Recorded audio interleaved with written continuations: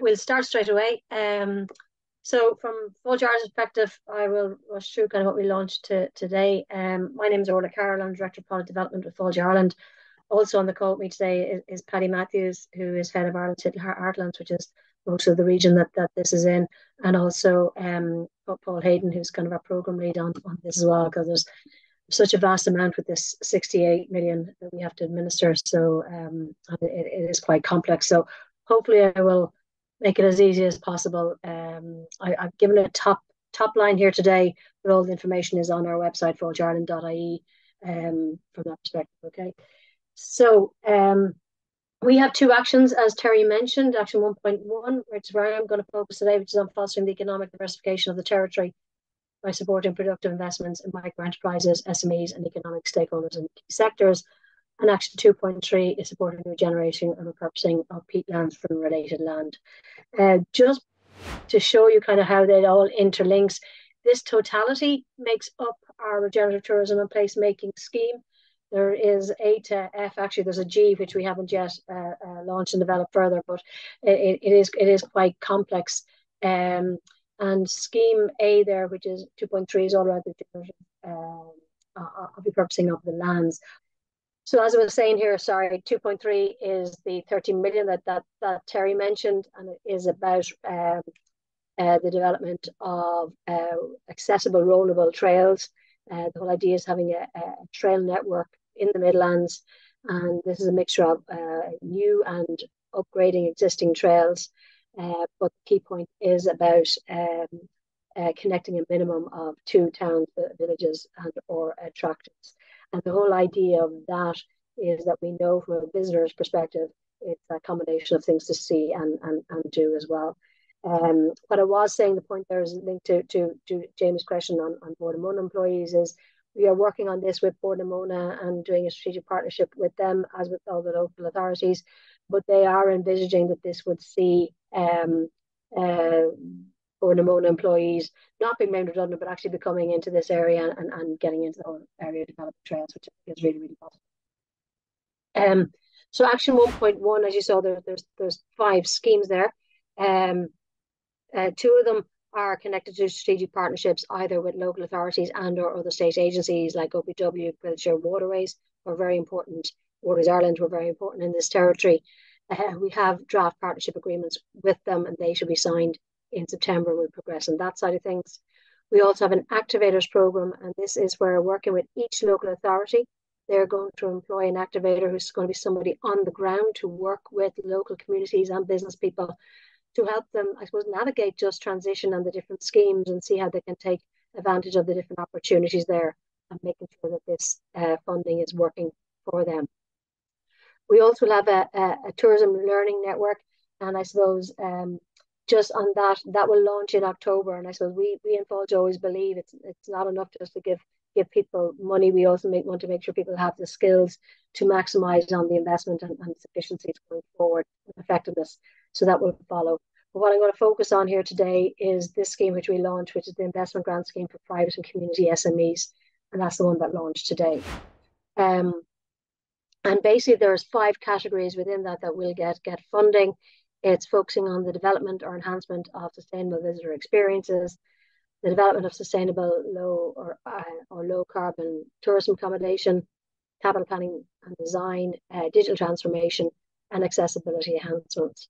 I suppose what underpins our whole just transition, and naturally so, given it is that whole brown to green, is the whole area of sustainability and making all the projects as sustainable as possible. But also the horizontal principles are very important. We're trying to make it fully accessible and inclusive as well.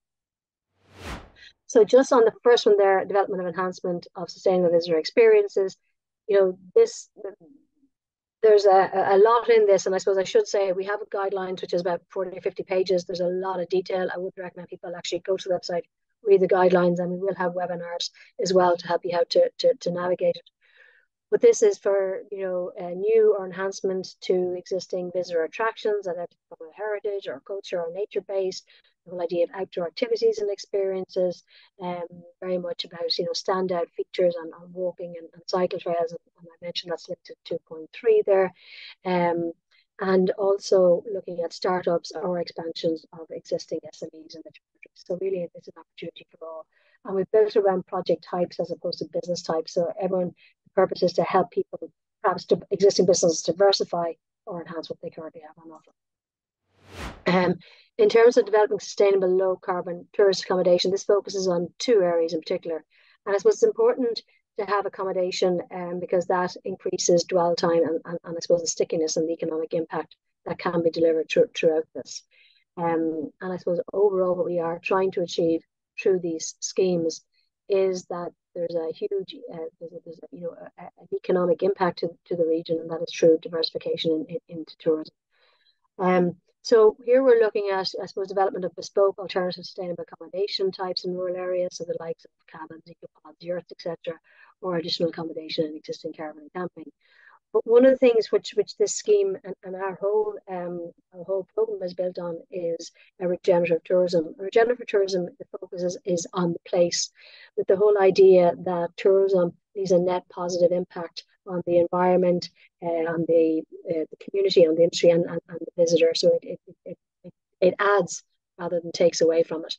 And I suppose that's why we're very focused here on sustainable town centre tourism accommodation, with the view that we can invite people with repurposed buildings within town centres into accommodation and making that an opportune perspective. So it's a really, really good opportunity there. We are looking for projects, and look, the timescale under Just Transition is tight. For that reason, we are looking for projects that have planning. However, we do recognise there are some projects out there that have potential for the future. So we will look to support some projects in terms of helping them with feasibility or design fees, etc. But which we don't see, I suppose, being delivered in the time frame. But our focus is really preferably on one or two above. Similarly, on digital transformation, we will be looking to support businesses and individuals to increase their digital maturity. This will be done through an audit, and then a recommended program will be given for their needs, which will encompass things from booking systems, website, digital marketing, and data. And I suppose with a view that this area at the end of the time will be very strong from a digital perspective. And this is open to visitor experiences, accommodation providers, golf courses, and destination marketing organisations. And then finally, the last category is around accessibility. And this really is open to tourism and hospitality businesses, so accommodation, visitor experiences, restaurants, hotels, etc. And it's to improve the physical, the virtual in terms of website, the access, but also, I suppose, sensory rooms, so right across the board there. And what we're actually doing here is that businesses will undertake a accessibility audit, first of all, to actually identify what they should be doing. And one of these things is important to this as well, is that sometimes some of the most impactful things you can do around inclusion is not actually around capital or changing your building. It can be a lot more cultural or smaller things, initiatives. So it's to take the whole gambit into account, so that people know what they can do and how they can advance that. Who is eligible? Basically, a lot of people, it might be easier to say who's not eligible, but to be honest with you, look at this, so it is open to private and community sector. It's commercial, non-for-profit, charitable organisations. It is SME, so that's the focus of Just Transition. It's open to new and existing enterprises.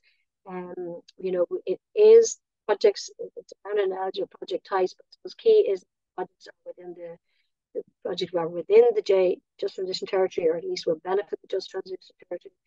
There is a huge focus on delivering on the objectives of regenerative tourism and environmental sustainability goals, as well as accessibility. We do require the business to remain in operation for a minimum of 5 years following the investment. And as I said, only projects which are not subject to planning or have planning in place would be considered, and that is because of the tight time frame. There also is within under those categories I've told you also specific criteria linked to that as well. So from a grant aid band, basically we're offering grants up to people can get something as up to 10,000 at 100%. From 10,000 up to 2 million is at 80%, and this is all in line with state aid rules. The exception, however, is also category 4, the digital transformation. We will fund that up to 100%. And then in category 2, which is the accommodation, and this is linked to rules, it is to the de minimis level. So category 2, which is development of accommodation, and the capital 3, which is capital project planning and design, is to de minimis. And I suppose just quickly on the process, what we're calling for now is expressions of interest. That form, so on the website, there is all the information at the moment, but the form is up tomorrow. And then there is an opportunity to engage with us, should you be eligible, and then to put in an application form. We will then evaluate it and then approve of projects.